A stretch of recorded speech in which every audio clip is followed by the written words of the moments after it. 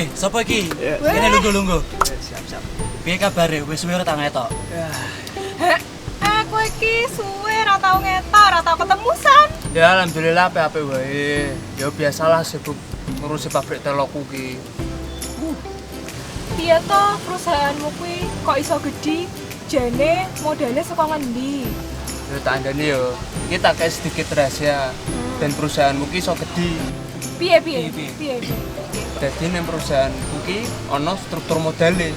Hah? Struktur modal. Gedeng ra, dadi ki ngene.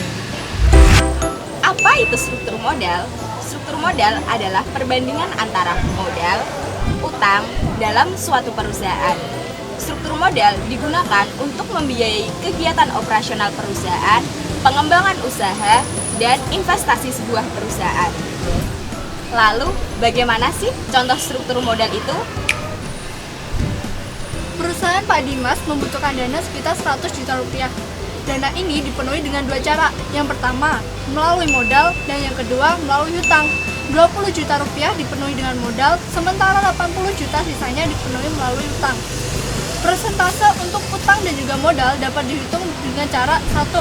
Untuk modal sendiri dapat dihitung dengan 20 juta per 20 juta ditambah 80 juta dikali 100%.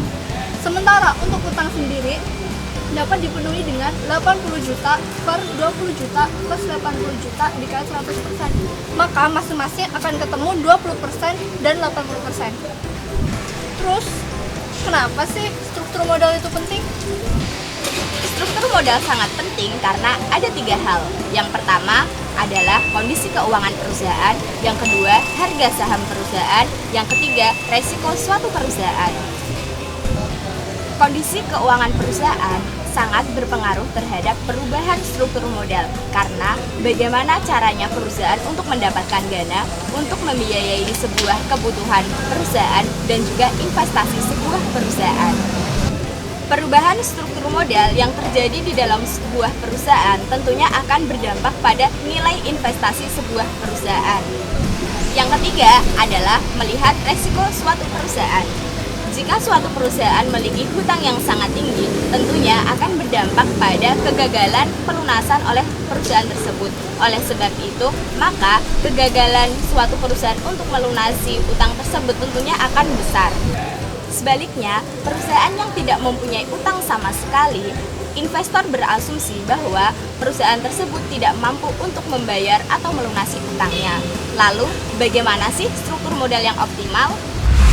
Struktur modal optimal menunjukkan tingkat persentase antara utang dan juga modal yang memiliki tingkat return dan resiko yang seimbang.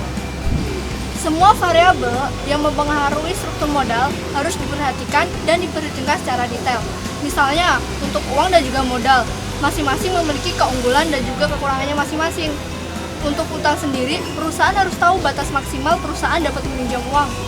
Jangan sampai utangnya tinggi dapat mengakibatkan atau mengganggu kelangsungan hidup perusahaan untuk kedepannya. Untuk menentukan struktur modal optimal, perusahaan dapat menggunakan metode Weighted Average Cost of Capital atau biasa disebut dengan WACC. Pada intinya, WACC mencari pendanaan maksimal dengan biaya modal yang rata-rata relatif kecil sehingga dapat menaikkan nilai perusahaan. Struktur modal iso berubah, Kak. Tentu aja bisa. Terus apa sih sing gawe perubahan struktur modal iku? Begini, struktur modal bisa berubah itu akibat dari adanya dana masuk dari perusahaan. Jadi, perusahaan Pak Dimas struktur modalnya akan berubah jika ada dana utang ataupun ekuitas masuk ke dalam perusahaan dari Pak Dimas. Terus dana kuwi kanggo apa?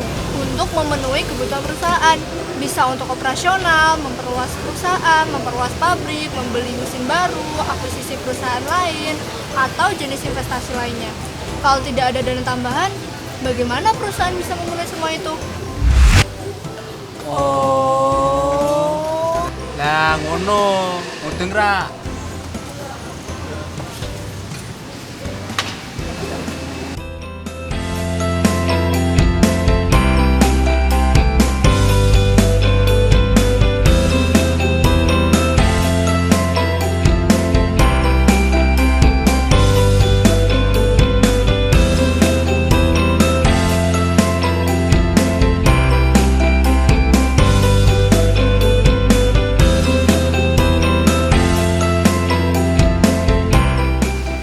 matur suwun Lur, pun mirsani video kita sedaya. Aja lali Like, komen di bawah, subscribe, And share ke teman-teman kamu. bye.